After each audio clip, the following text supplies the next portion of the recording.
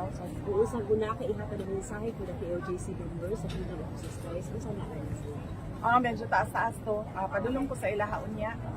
They are celebrating their anniversary karong adlaw. So padulong ko dito sa ilaha unya para maghatag ng mensahe.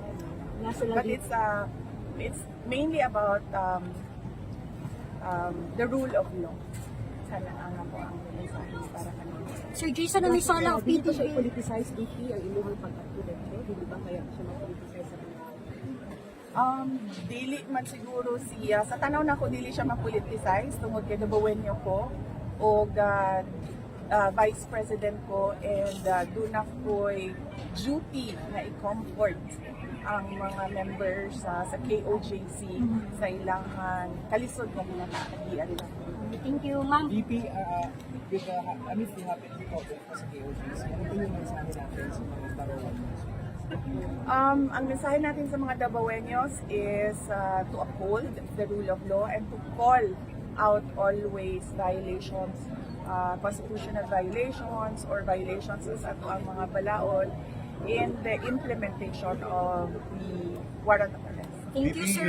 Sir Hernan Tokmo. Sorry, sir. Benji Durango, PTV4 from Manila. Ma'am, tanong ko lang kasi nagkakaroon na po ng ripple effect sa kalagayan ng nagkakaroon na po ng ripple effect yung medyo hindi magandang nangyayari sa KOJC kasi yung traffic, yung businesses medyo naapektuhan na rin.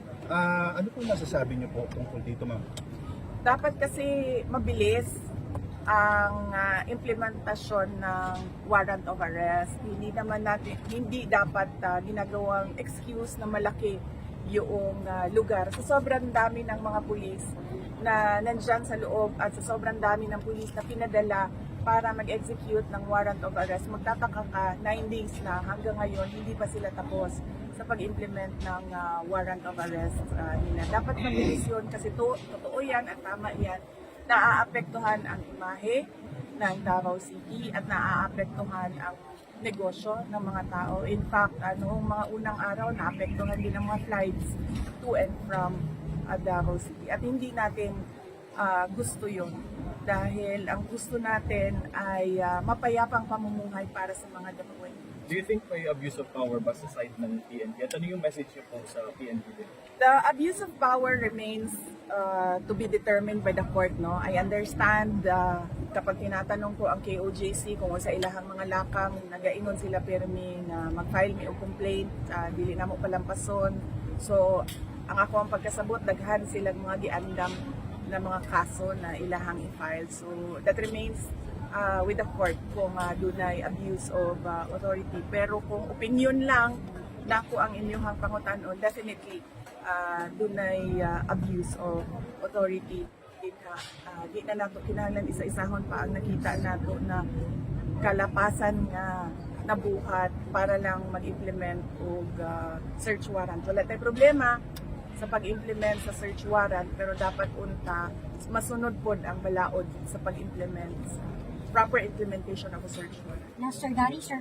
Kung may mga pag-ukay o paghahanap kayo pa sa Apollo din sa area, naniniwala po ba kayo na nasa Davao pa? Hindi pa sa Apollo?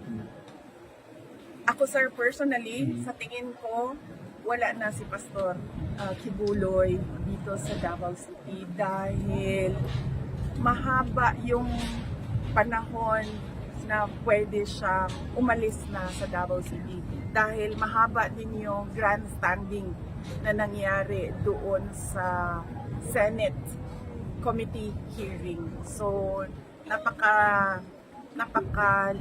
taas nung time na pwede niyang pag-isipan kung aalis na ba ako o hindi. At isa din yon sa mga dapat pag-isipan din ng administrasyon. No?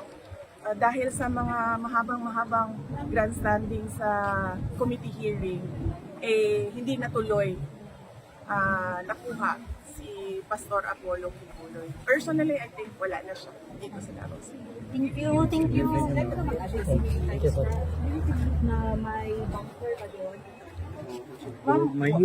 Wala, hindi ako nakapasok kasi isang lugar lang ang lagi kong napapasukan, yung studio at yung cafe. doon lang ako nakapunta. So, hindi ko alam kung merong mga bunker dyan sa ilalim. Nasaan na kaya si Pastor Ma'am?